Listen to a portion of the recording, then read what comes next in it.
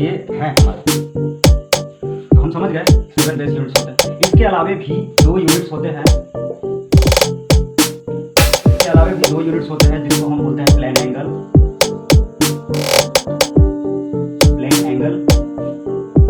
जिसको हम रेडियन से डिनोट करते हैं। और आप आज मुझे देख रहे हैं, मैं गौरव कुमार आपके सामने एक नया टॉपिक पे फिर से डिस्कस करने आया हूँ।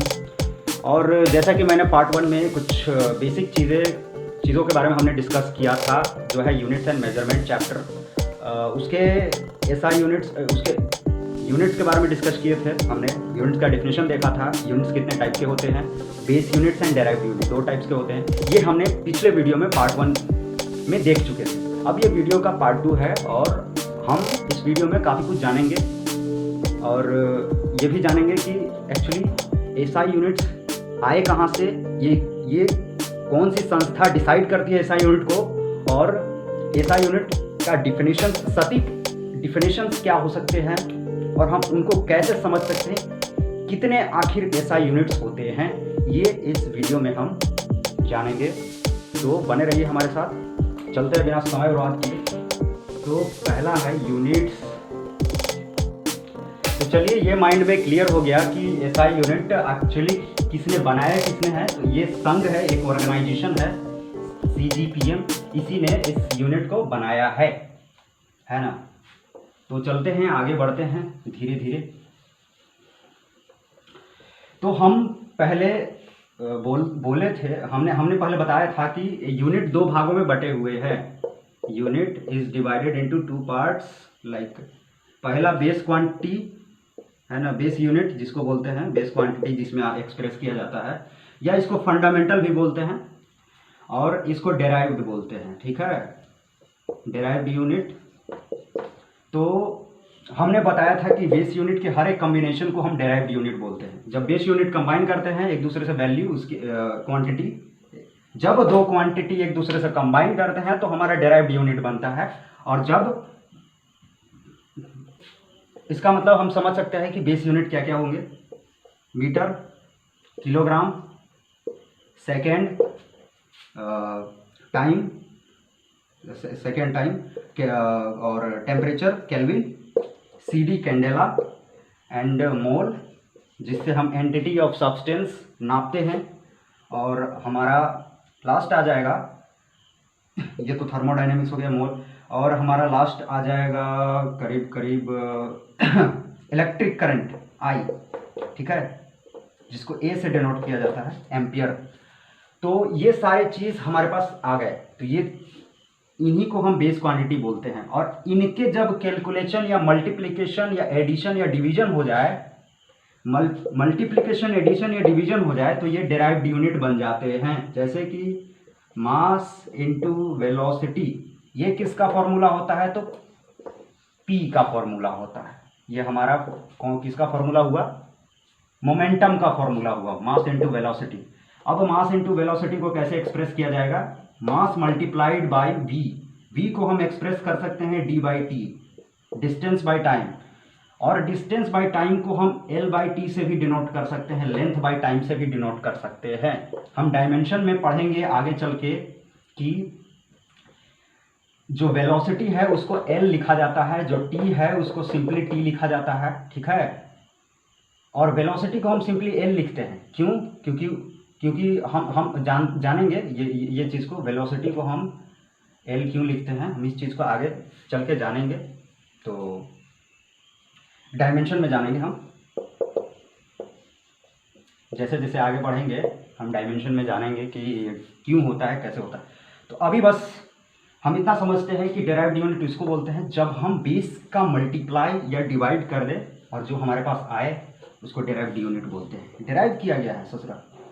अब क्या करें यहाँ पे, चलिए इतना तो जान गए। अब ये एसआई यूनिट पे आते हैं। एसआई यूनिट इंटरनेशनली तौर पे एक्सेप्ट किया गया वैसे यूनिट्स को हम एसआई यूनिट बोलते हैं। और ये CGPM द्वारा एक्सेप्ट किया गया था 1971 में, इसे मैंने बता दिया। और ये जो एसआई यूनिट्स होते हैं वो बेस यूनिट्स होते हैं और बेस यूनिट से बने डेराइव्ड यूनिट होते हैं। ठीक है, तो ये बेसिकली बेस यूनिट्स की ही हैं। ठीक है, डेराइव्ड यूनिट मतलब एसआई यूनिट इसी के नीचे है। ठीक है, इस एसआई यूनिट के अंतर्गत बेस यूनिट्स आते हैं। कितने बेस यूनिट्स होते हैं? There are 7 base units. मेरा मार्कर खत्म हो गया, अरे भैया। There are 7 base units. ठीक है, कौन कौन? पहला लेंथ, दूसरा मास,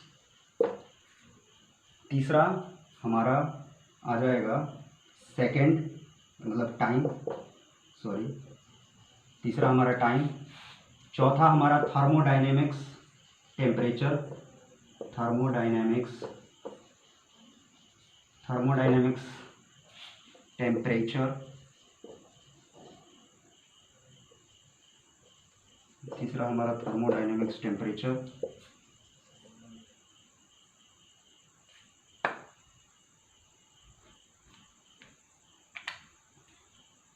एंड चौथा हमारा ये पहला दूसरा थर्मोडायनेमिक्स टेम्परेचर हो गया।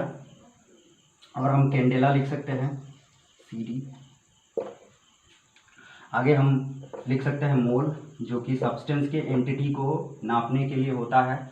एंड देन हम लिख सकते हैं इलेक्ट्रिक करंट। ठीक है, इलेक्ट्रिक करंट जिसको एम्पियर बोला जाता है। तो ये है हमारे, तो हम समझ गए 7 बेस यूनिट्स होते हैं। इसके अलावे भी 2 यूनिट्स होते हैं, इसके अलावे भी 2 यूनिट्स होते हैं जिसको हम बोलते हैं प्लेन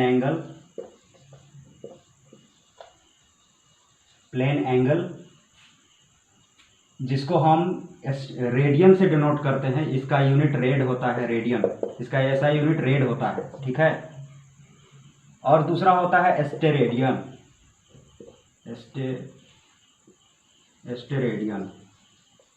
जो सॉलिड एंगल को डिनोट करता है। प्लेन एंगल है और ये सॉलिड एंगल को डिनोट करता है। क्या है? सॉलिड एंगल का एसआई यूनिट है ये। एस्टेरेडियन जो है सॉलिड एंगल का एसआई यूनिट है।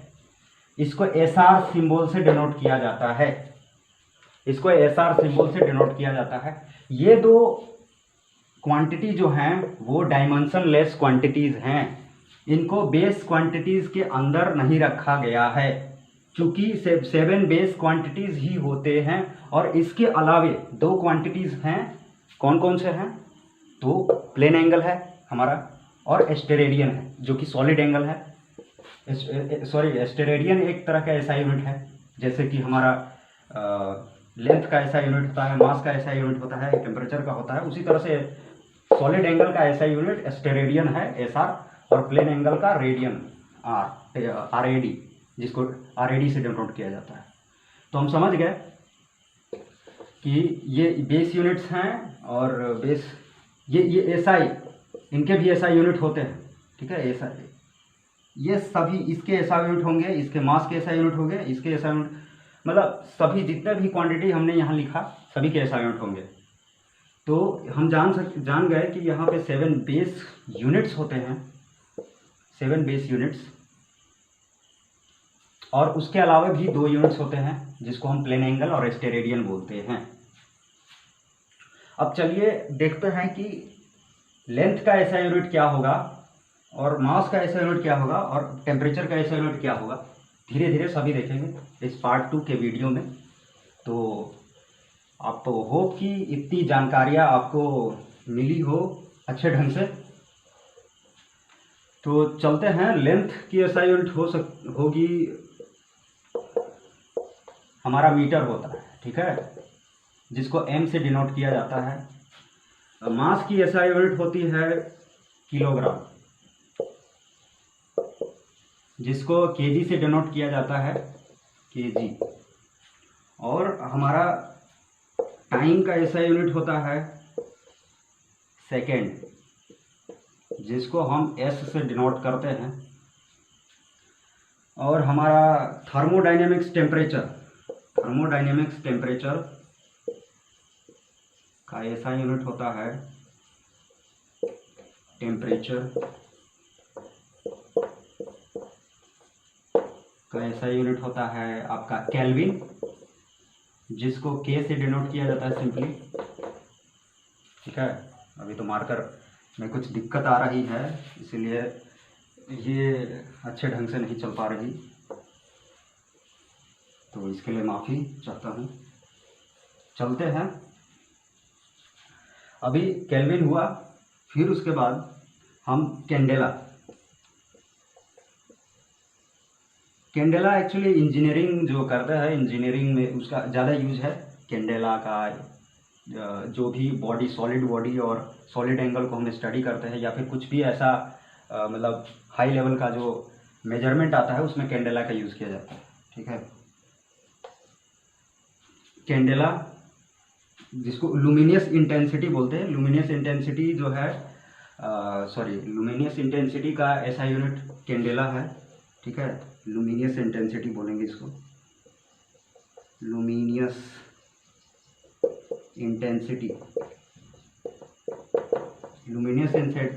का कैंडेला होता है, जिसको कैंडेला ऐसा यूनिट होता है जिसको सीडी से डिनोट किया जाता है। और हमारा इलेक्ट्रिक करंट, अच्छा मोल, तो अमाउंट ऑफ सब्सटेंस को हम किस तरह से डिनोट करते हैं? चल यार, अमाउंट ऑफ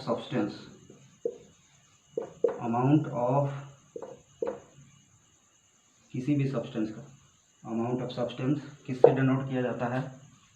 मोल, MOL। इसका ऐसा यूनिट भी मोल ही होता है, MOL। अब नीचे चलते हैं, इलेक्ट्रिक करंट। जैसा कि हम जानते हैं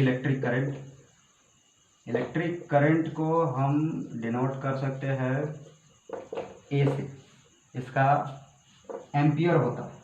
ठीक है, ऐसा यूनिट एम्पियर होता है जिसको ए से डिनोट किया जाता है।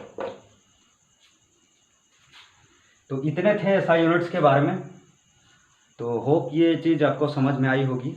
और अगले वीडियो में हम जानेंगे कि इनके डिफिनेशंस क्या हैं, इनको हम कैसे समझ सकते हैं, किन किन चीज़ों के आधार पे CGPM जो है इस SI यूनिट को डिसाइड किया।